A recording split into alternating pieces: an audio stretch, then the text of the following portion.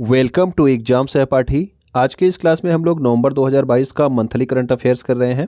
इसका एक वीडियो आपको कल मिला था, आज ये इसका दूसरा वीडियो है, ठीक है।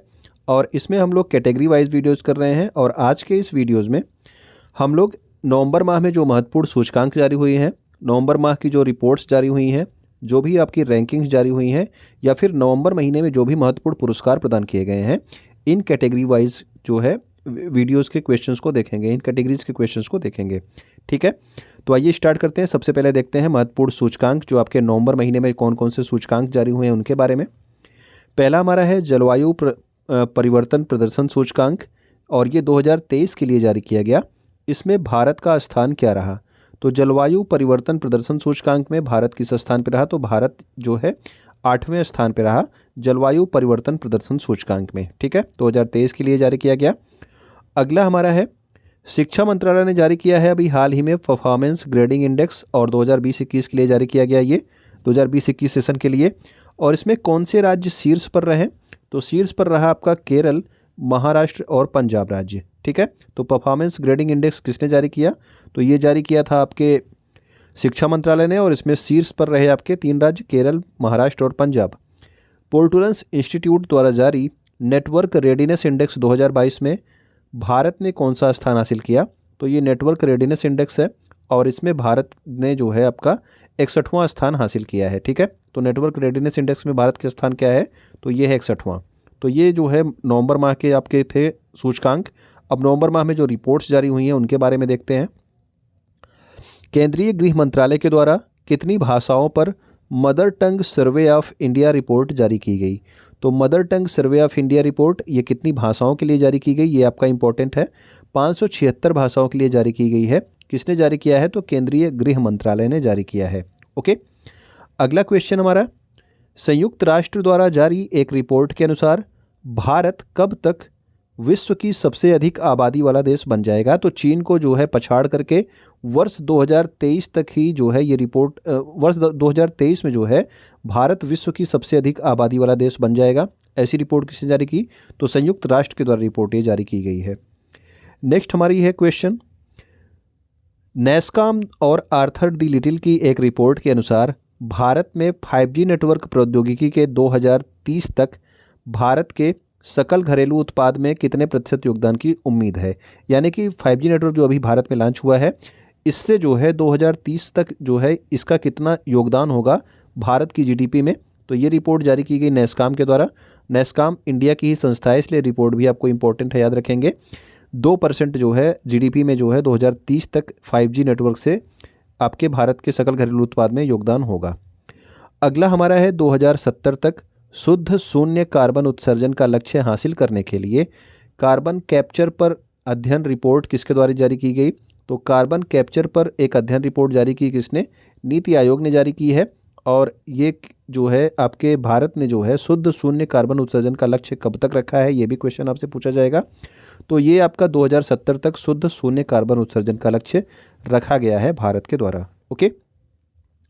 तो ये रिपोर्ट थी जो आपके नवंबर महीने में आई थी। अब देखते हैं महत्वपूर्ण रैंकिंग्स के बारे में, कौन कौन सी रैंकिंग्स जो हैं जारी हुई हैं आपके नवंबर महीने में। फोर्ब्स द्वारा विश्व की सर्वश्रेष्ठ नियोक्ता रैंकिंग 2022 में कौन सी कंपनी भारत में सर्वश्रेष्ठ नियोक्ता है? तो सर्वश्रेष्ठ नियोक्ता जो है कौन सी है भारत में? तो भारत में जो है ये रिलायंस इंडस्ट्रीज लिमिटेड है, और विश्व में जो है रिलायंस का 20वां स्थान है, ठीक है। पूरे वर्ल्ड में 20वां स्थान है, जबकि पूरे वर्ल्ड में जो पहले नंबर पे है सबसे सर्वश्रेष्ठ नियोक्ता पूरे वर्ल्ड में है वो है आपका सैमसंग इलेक्ट्रॉनिक्स, ठीक है। लेकिन अगर भारत की बात की जाएगी तो भारत में सबसे जो है सर्वश्रेष्ठ नियोक्ता आपकी कौन है? तो वो आपकी रिलायंस है, ठीक। लेकिन वर्ल्ड में ये 20वें स्थान पे है। रिपोर्ट किसने जारी की थी? तो फोर्ब्स ने जारी की थी।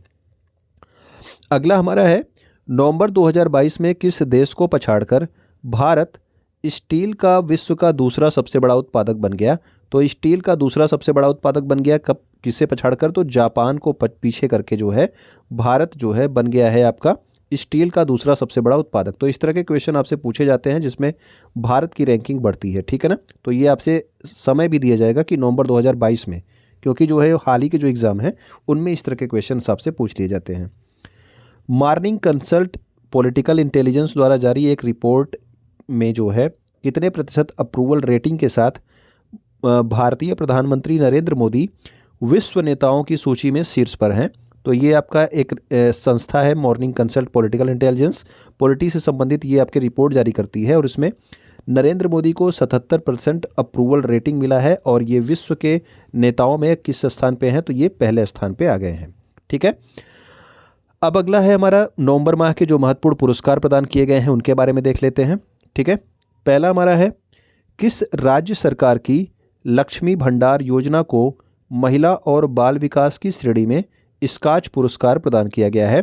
तो स्कॉच पुरस्कार जो है ये किस योजना को दिया गया, लक्ष्मी भंडार योजना को, और ये कहाँ की योजना है, तो ये आपके पश्चिम बंगाल राज्य की योजना है।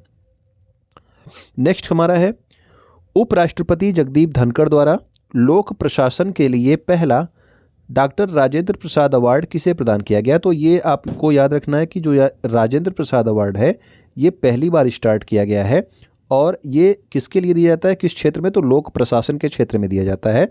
और ये पहला अवार्ड दिया गया किसे, प्रोफेसर रमेश अरोड़ा को, और किसने प्रदान किया, तो उपराष्ट्रपति जगदीप धनखड़ ने इसे प्रदान किया है। फ्रांसीसी सरकार द्वारा सेवेलियर लीजन दी ऑनर पुरस्कार किसे दिया गया, तो ये फ्रांस सरकार का सर्वोच्च सम्मान है और ये अभी हाल ही में दिया गया नवंबर 2022 में अरुणा साई राम को। और अरुणा साई राम जो है एक कर्नाटक की क्या है, गायिका हैं। ठीक है, अरुणा साई राम। नेक्स्ट क्वेश्चन हमारा है किस राज्य के परिवहन निगम को केंद्र सरकार द्वारा सर्वश्रेष्ठ सार्वजनिक परिवहन सेवाओं के लिए पुरस्कार प्रदान किया गया। तो सर्वश्रेष्ठ आपका सरकारी परिवहन सेवा यानी कि जो आपका परिवहन बस होती है उसकी बात की जा रही है। तो ये सर्वश्रेष्ठ परिवहन सार्वजनिक परिवहन सेवा के लिए केरल राज्य के जो है केरल राज्य सड़क परिवहन निगम को जो है केंद्र सरकार ने सर्वश्रेष्ठ जो है परिवहन का पुरस्कार दिया है।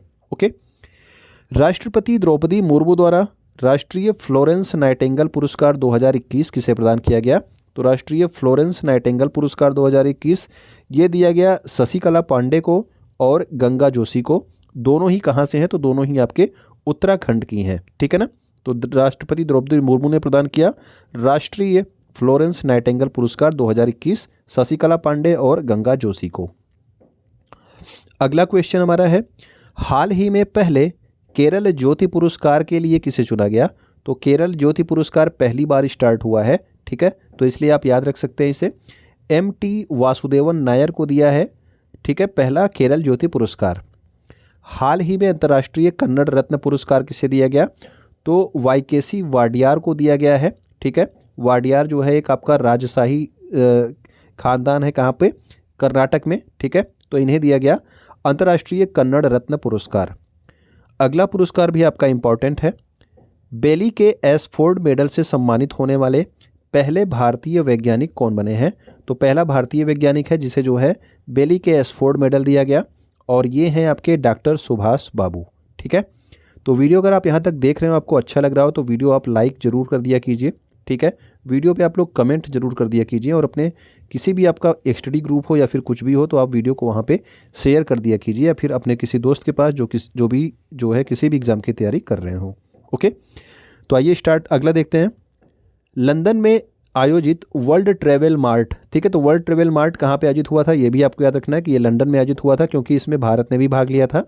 ठीक है, इसमें प्रतिष्ठित रिस्पॉन्सिबल टूरिज्म ग्लोबल अवार्ड किस राज्य ने जीता है। तो रिस्पॉन्सिबल टूरिज्म ग्लोबल अवार्ड ये केरल पर्यटन ने जीता है। ठीक है, तो केरल राज्य के पर्यटन ने जीता है।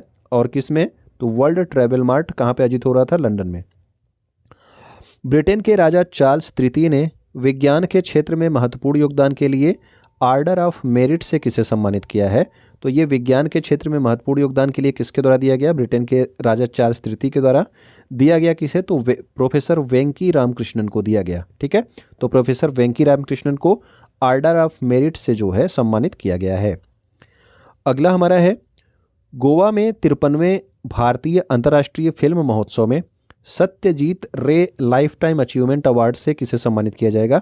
तो सत्यजीत रे लाइफ टाइम अचीवमेंट अवार्ड दिया गया कार्लोस सौरा को, जो कि स्पेन के एक निर्देशक और लेखक हैं। ठीक है, स्पेन के फिल्म निर्देशक और लेखक हैं कार्लोस सौरा। इंपॉर्टेंट पुरस्कार है, याद रखेंगे, सत्यजीत रे लाइफ टाइम अचीवमेंट पुरस्कार कार्लोस सौरा, और ये स्पेन के फिल्म निर्देशक हैं।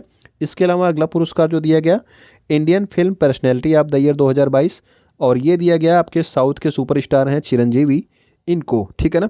और ये आप याद रखना कि जो आपका इस बार का 53वां भारतीय अंतर्राष्ट्रीय फिल्म महोत्सव है, ये कहाँ पे हुआ था, तो ये गोवा में आयोजित किया गया था, ठीक है ना।